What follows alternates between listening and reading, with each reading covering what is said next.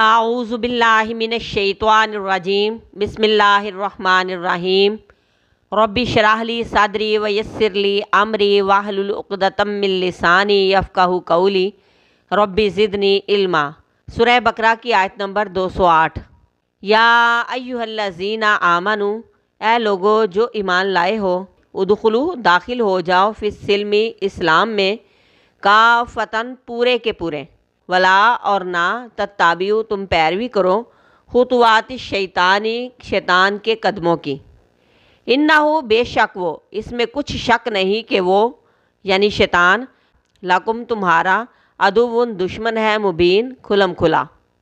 اے ایمان والو، اسلام میں مکمل طور پر داخل ہو جاؤ اور شیطان کے قدموں کی پیروی نہ کرو، اس کے پیچھے نہ جاؤ، اس میں کوئی شک نہیں کہ وہ تمہارا کھلم کھلا دشمن ہے۔ ایمان کا دعویٰ کرنے کے بعد ہماری زندگی کامل اطاعت کی زندگی ہونی چاہیے۔ ہمارے اعمال میں ظاہری اور باطنی دونوں طرح کی اطاعت ہونی چاہیے۔ اسلام قبول کر کے دائرہ اسلام میں آنے کے بعد کوئی بھی عادت، کوئی بھی رسم، کوئی بھی قانون کافروں جیسا نہ ہو، یہی ایمان کا تقاضا ہے۔ یہ نہیں کہ کہلا ہم مسلمان رہے ہیں اور کھانا کافروں کے طریقے پر کھا رہے ہیں۔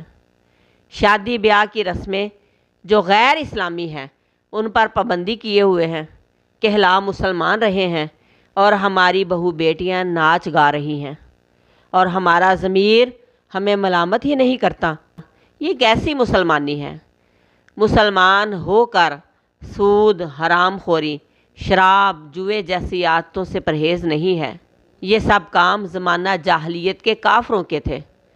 آج جب کہ ہمارے پاس ہمارے آخری نبی صلی اللہ علیہ وآلہ وسلم تشریف لا چکے ہیں، ان کے اوپر شریعت اتر چکی ہے، اور شریعت بھی ایسی جو سراسر ہدایت، رہنمائی اور نجات کا ذریعہ ہے۔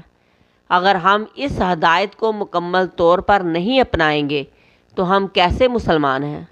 یہ مسلمان کی شان نہیں کہ کہلائے مسلمان اور کام کافروں کی طرح کے۔ ہمیں اپنا جائزہ لینا چاہیے کہ ہم کون کون سے کام ایسے کر رہے ہیں جو شریعت سے ثابت نہیں۔ جو کام کافروں کی طرح کے ہیں ان کو چھوڑنا ہوگا، تبھی ہم صحیح طور پر مسلمان کہلانے کے حقدار ہوں گے۔ فرمایا کہ شیطان کی پیروی نہ کرو، یعنی ایسے کام نہ کرو جو گناہ کے ہیں، جو اللہ اور اس کے رسول کی نافرمانی کے ہیں۔ ایسے کاموں سے بچو جو شریعت کے خلاف ہیں، کیونکہ شیطان نے یہ اقرار کیا ہے کہ میں انسانوں کی ایک بڑی جماعت کو اپنے ساتھ جہنم لے کر جاؤں گا۔ اس نے کھلم کھلا انسان سے دشمنی کا اقرار کیا۔ وہ کوئی پوشیدہ دشمن نہیں بلکہ کھلم کھلا دشمن ہے، لہٰذا اس کی چالوں، اس کے وار سے بچو۔ اسی میں تمہاری بلائی اور نجات ہے۔ مسلمان کی شان نہیں ہے کہ وہ شریعت کی وہ باتیں جو اس کی طبیعت کو اچھی لگے مانے اور جو مشکل لگیں ان سے منہ پھیر لے۔ ایسا نہیں ہونا چاہیے۔ جب تک ہم دین کو پوری طرح اپنائیں گے نہیں، ہماری نجات نہیں ہوگی۔